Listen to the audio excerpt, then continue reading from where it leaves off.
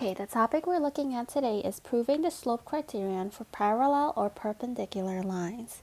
In the figure below, VW and PQ are parallel, so they're giving us the information, and let's just make sure we can identify which lines we're talking about. So VW, make that a little thinner. So we're talking about this line and this line. It's a little confusing because there's so many lines and so many dashed lines, so we just want to highlight, okay, these two lines are parallel. And then let's see what information I can draw from there. Find the slope of VW and find the slope of PQ. So now remember, slope is rise over run. Okay, and remember that means, rise means to go up or down, and then run means to go left or right. Keep in mind that if we're going up, and we always read our graph from left to right, if we're going up, that's going to be a positive sign, and if we're going down, that's going to be negative. For our run, if we're going to the right, that's going to be positive, and if we're going to the left, that's going to be negative. So let's focus on the slope of line VW. The rise, so to get from V to W, you're asking yourself, what do you have to do? So first, we're definitely going to have to go up, right? And we're going to travel up VZ, or ZV. So our rise is going to be positive ZV. And just like when we write numbers, if it's positive, you don't really need the positive symbol there. But I guess just get into the habit of doing that in case it is negative. And then for our run, once we've moved up to ZW, we also want to go across to the right. Once we've moved up ZV, we want to go across to the right, ZW. So that is my slope of VW. It's ZV over CW. Okay, now let's try PQ. So PQ is this line right here. So how do I get from P to Q? Again, we want to do the rise first. The first thing we need to do is go all the way up to Z. So, and that's also positive. So for my slope of PQ, what we're doing is we're going up. So that's positive, and we're going to go ZP. We're traveling all the way up to Z.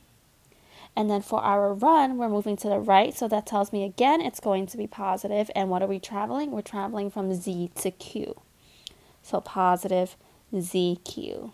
So altogether, it's just positive. So ZP over ZQ. Let's look at B. It can be shown that triangle ZVW is similar to triangle ZPQ. Based on this, choose a ratio that is equal to ZV over ZW. We covered this in geometry where we said that basically, let's just look at our letters. ZV, right, is our first two letters. So we look at the first two letters of the other similarity statement, and that's going to be the same as ZP on top. And then ZW is the first letter and the third letter. So we're going to use the first letter and the third letter, and that's ZQ. So this should be the same as ZP over ZQ, and that's answer choice C. Using the results above, choose the correct statement below.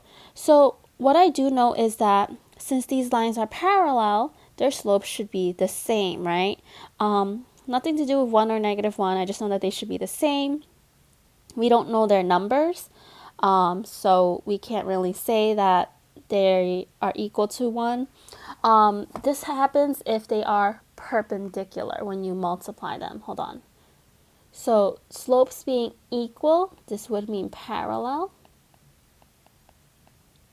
Okay, and then if the slopes are negative reciprocals, they multiply. You see, notice this is multiplication. This one would be if they were perpendicular. So this example I have, we're only talking about parallel lines, but I just want to expose you in case you get a problem asking about perpendicular lines. These other two don't really tell anything. These just means either they intersect or they're just opposite of each other, okay? So this one we have parallel lines, it will be A. And then D, the result in part C, is an example of the following rule for any two non-vertical parallel lines. Remember what we said about parallel lines. Slopes are the same. And then I just want to go through our answer choices and see if we can identify which one would be for perpendicular lines. If we're talking about perpendicular lines, remember that they should have negative reciprocals. So this one would be if we had perpendicular lines. Okay, I hope this was helpful. Go ahead and try the topic on your own.